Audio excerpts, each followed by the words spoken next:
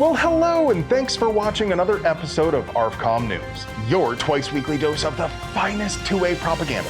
But friends, I've been seeing a lot of folks expressing the opinion that the Bruen decision has no teeth, that it doesn't do anything.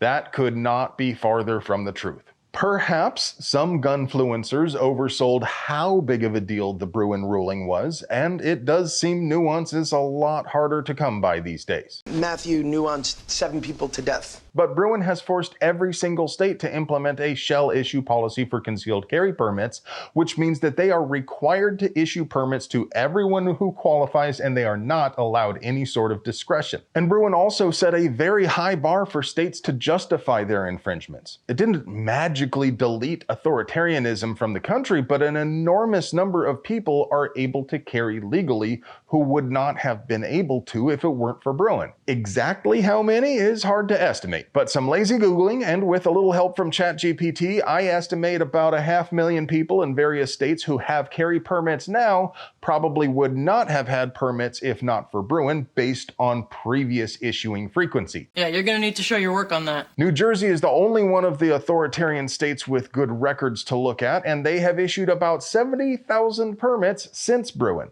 Before Bruen dropped, they were issuing maybe a dozen permits a month. And the Bruen precedent also caused Minnesota's age restriction, New York's red flag law, and California's fee shifting scheme all to be ruled unconstitutional. Several other state laws are still pending, but they are likely to have positive outcomes because of Bruen as well.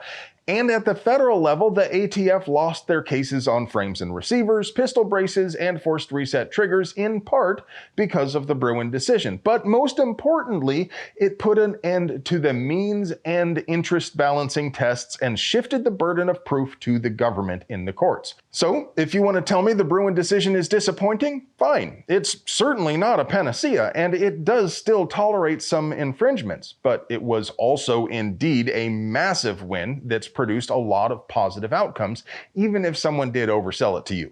As always, I'd love to hear how wrong I am down there in the comments. The mean, snarky internet. But hey, it would be impossible for us to produce quality 2A propaganda without sponsors. So let's pay some bills. Today's video is sponsored by Springfield Armory. Imagine a 9mm carbine with roller delay action just like Kraut Space Magic. Now imagine it didn't have garbage ergonomics. The brand new Kuna from Springfield Armory gives you that roller-delayed, smooth recoil you're looking for with reversible, non-reciprocating charging handle and absolutely everything. Carrying a loaded firearm on your person is a fundamental human right, and you should not have to grovel before the throne of the almighty state to keep thugs from tossing you in the struggle cuddle cage just for exercising your rights. But in 21 states, if you get caught carrying a gun without the crown's pleasure, those thin blue arrows will use violence to impose their will and violate your rights. So many of us who live in free states still choose to acquire a permission slip to carry in those less enlightened places. The problem is, my Arizona permit is only honored by 37 other states, and most of them are permitless carry anyway. I literally can't reach the Pacific Ocean without committing a crime. I've never seen the ocean before. Any ocean. And several of the most restrictive states either do not issue non-resident permits at all, or they make the process so daunting that only the wealthy can manage it. This problem really shouldn't even exist in the first place because the full faith and credit clause of the US Constitution ought to compel any state that issues carry permits at all to honor out-of-state carry permits. But the courts have more or less ignored the full faith and credit clause, except when it comes to enforcing court rulings. Go figure. What are the odds of that, huh? So the only remedy that remains in the short term is to mandate reciprocity by federal law, which is what H.R. 38 would do if it were to pass. It's already out of committee, and I will give you the number to call in just a sec, right after I tell you about another bill you should support, H.R. 2184. H.R. 2184 would require the federal government to or get off the pot within 60 days if you submit a records correction request to NICS. See, when the feds deny a background check, most of the time it's because the buyer was legitimately a criminal. But They often make mistakes, and about 28% of appeals are overturned, often because of mistakes in the record. But if you submit a request to correct the record, the feds can take their time because there is no statutory limit. HR 2184 would impose a limit of 60 days before they have to at least respond and tell you what their decision is. So call 202-224-3121 and tell your representative to support HR 38 and HR 2184, then hang up and call a few other representatives. If your opinion is bull, that only means it needs to be spread around to encourage new things to grow. Freshly fertilized. Connecticut just up and decided to defy federal law when they passed a new law allowing residents to sue gun manufacturers and dealers if they are hurt by a prohibited possessor with a gun or by an illegal machine gun, under the theory that those businesses should have known their legal products would be misused. This law is an obvious violation of the Protection of Lawful Commerce in Arms Act, so hopefully gun rights groups will shove it up there sideways like an evergreen container ship. Stay tuned. And Minnesota is warming up to red flag orders, or as I like to call them, bury your guns in the woods orders.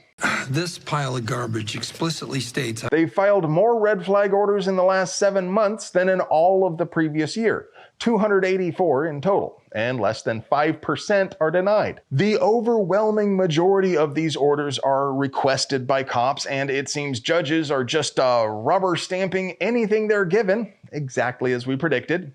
The increase is attributed to police growing more comfortable with the process, likely because they're starting to discover it allows them to seize weapons in cases that would have required a warrant in the past. Who said anything about a warrant? But the process is very opaque, so it's unlikely we will ever know whether any of these confiscations actually involve dangerous people or just poor people who had a disgruntled ex.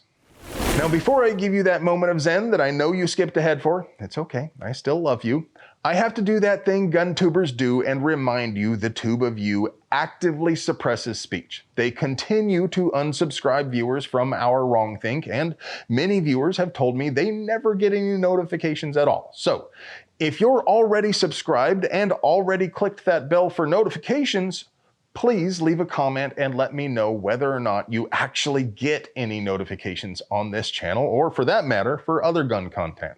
And while you're at it, let us know which gun tubers you think deserve more attention than they get. Then drill out the like button's third hole and non-comply the subscribe button, if you think we earned it, of course. And now for your moment of zen. Does a weapon-mounted light actually produce a muzzle flip?